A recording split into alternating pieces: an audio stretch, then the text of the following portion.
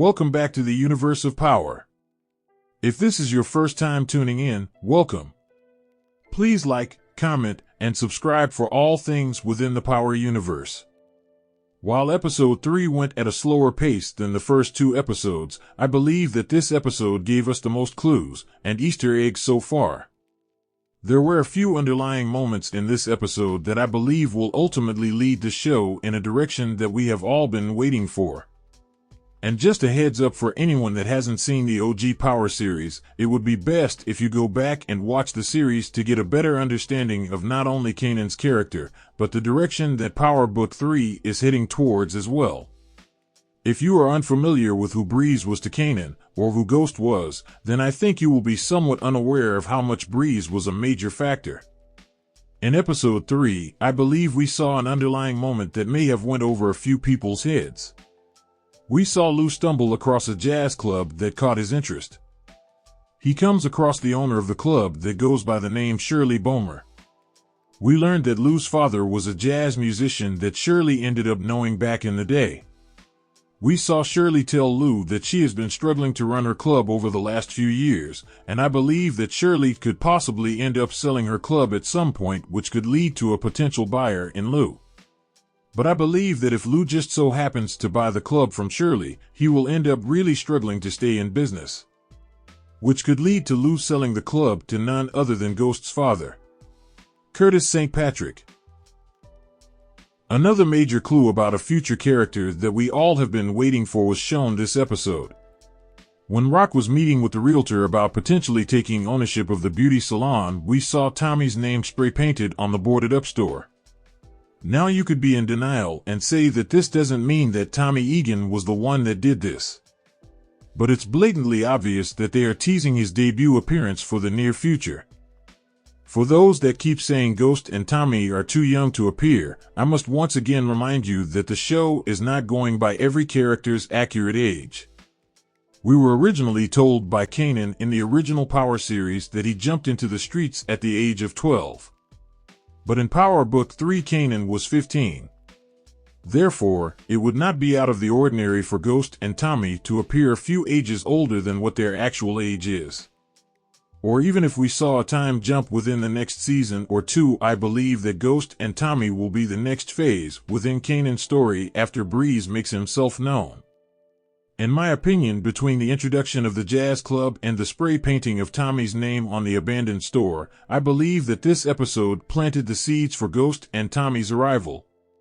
This is the first time this has been done since the show started. Not to mention the fact that the director of Power Book 3, Sasha Penn, did an interview a few weeks ago where he didn't confirm or deny whether or not we will see Ghost and Tommy in the show. Moving on to Detective Howard in episode 3, we saw him make an attempt to find out what exactly Burke's ex-girlfriend knew about her death. In my opinion, I think that Burke's ex-girlfriend already suspects that Howard was the one that took Burke out. And I think that she saw through Howard's act that he put on with pretending to be concerned. It's really only a matter of time before someone listens to what Burke's ex-girlfriend has to say, and when that time comes, I believe that Howard will become the lead suspect in Burke's death. But on the other hand, I feel like Detective Howard will end up taking out Burke's ex-girlfriend before she even gets the chance to tell someone what she knows. If Howard does take her out, then I believe that this will bring even more attention his way from the feds and cause them to start an investigation into the different officers within the department. In episode 3, we got even more developments on Unique's brother Ronnie. It's clear now that Ronnie wants to not only get Rock out of the picture, but Unique as well.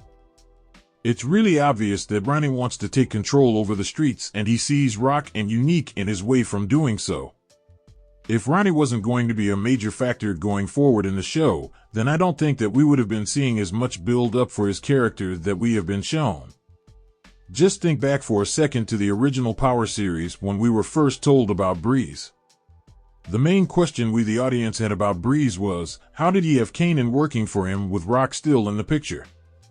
Well, if we fast forward to Power Book 3, we see that Ronnie wants to take out Rock, and we also see that Ronnie is watching Kanan's new delivery operation. At this point, I really don't see how anyone else would be able to fit the description of Breeze other than Ronnie. Every characteristic that Ronnie has, we have seen it in an adult Kanan, Ghost, and Tommy. The way that Ronnie was trying to convince Unique to take out Rock really reminded me of how Ghost tried to convince Tommy that they should take out Kanan. And like I predicted in my last video, Ronnie will strong-arm Kanan into letting him be in control of the delivery service. Ronnie will see Famous as a loose end and most likely will be the person to take out Famous secretly where no one will know that he was the one who did it. All I know is if we find out that Ronnie is Breeze, this will definitely be an I told you so type of moment if it does end up playing out this way. All of the clues and signs are there. Just because we haven't seen Ronnie watch Jeopardy yet, or go by the name Breeze, this doesn't take away from his persona that lines up with what we were told about Breeze. Not to mention we don't know when exactly he became interested in watching Jeopardy. For all we know, Ronnie could just be channel surfing one night and come across the show, which leads to him watching it every night thereafter. Each episode we have seen Kanan grow more and more into the person he was in adulthood. His reaction to Famous receiving money from Rock was definitely how he would have reacted as an adult. Kanan's delivery business is taking off faster than he expected it would, and I think this opens the door down the line for Kanan to recruit Ghost and Tommy. I think something will end up happening to one of the current delivery drivers that causes all of the other drivers to quit delivering for Kanan. And lastly, I think the heat is turning up on Rock by the feds. My theory on Rock going to prison or on the run is looking more and more likely every episode. I think the feds will try and tie Sal's death to Rock, which could lead to her going on the run. She's already given up the game, and Kanan wants nothing to do with her. Which might be cause for Rock to relocate if you factor in the feds watching her every move. Only time will tell, but I don't see Ronnie becoming successful in taking out Rock. And if we come to find out that Rock does go on the run and is currently still alive in the present Power universe, then I think the doors are open for endless possibilities for her character to appear in Power Book 2. What are some of your takeaways from Power Book 3 Raising Kanan so far? Thanks for watching. Please like, comment, and subscribe for all things within the Power universe. See you all next time in the universe of Power.